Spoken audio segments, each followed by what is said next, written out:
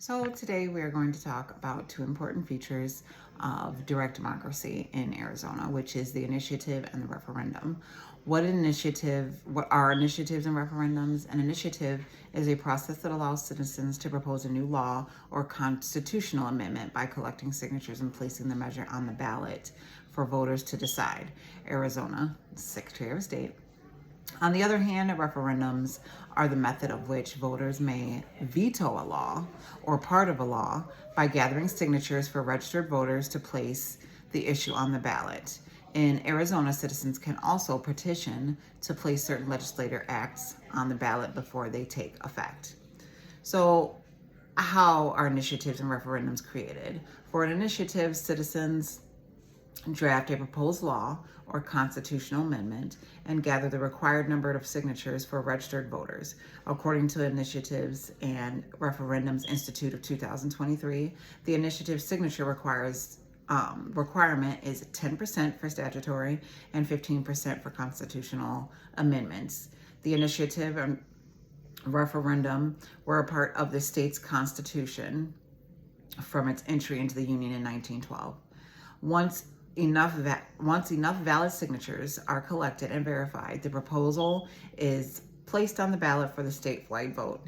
Referendums work a little differently than initiatives. A referendum can be placed on the ballot either by the legislator or by the citizens.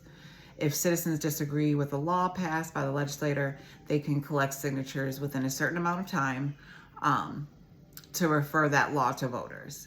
The law is then placed on the ballot and the voters decide whether it should go into effect. So when you look at how similar they are, initiatives and referendums are similar, but they both allow voters to make decisions, and there are some differences. An initiative starts with citizens proposing something new, while a referendum focuses on approving or rejecting an existing law. Both processes pass the national legislative process to some extent, but they serve different purposes. Initiatives create laws, referendums review laws already passed by elected representatives. When comparing the pros and cons of initiatives, one benefit that the citizens are given is their voice. Like, they have more of a voice when it comes to government.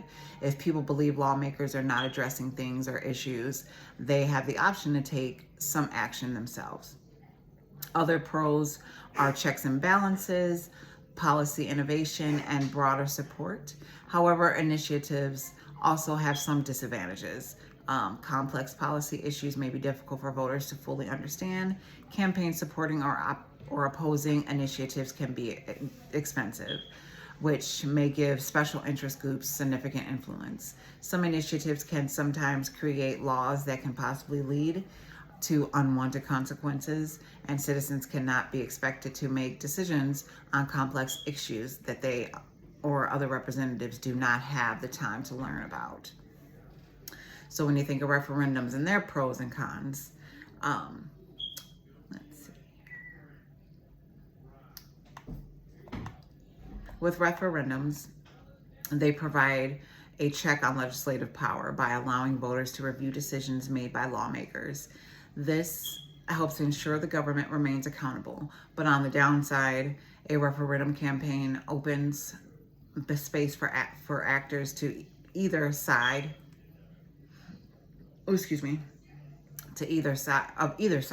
to portray the choice between the status quo and propose change as a false one, and to seduce voters and with false promises and based on fantasies with what ideal outcome might be delivered. As an alternative, if voters reject the course elites like party leads have recommended. Quinn, 2026. Like initiatives, referendums can also be influenced by large amounts of money and advertising. Despite all the points that I have mentioned, both initiatives and referendums play an important part and an important role in Arizona's system. Arizona adopted these processes during the Progressive era because citizens wanted greater control citizens wanted greater control over government decisions. In this way, direct democracy, this system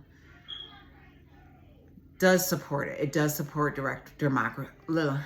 It does support direct democracy. It supports the concept of direct democracy, which is a system in which citizens participate directly in governing, rather than replying solely to an elected representative.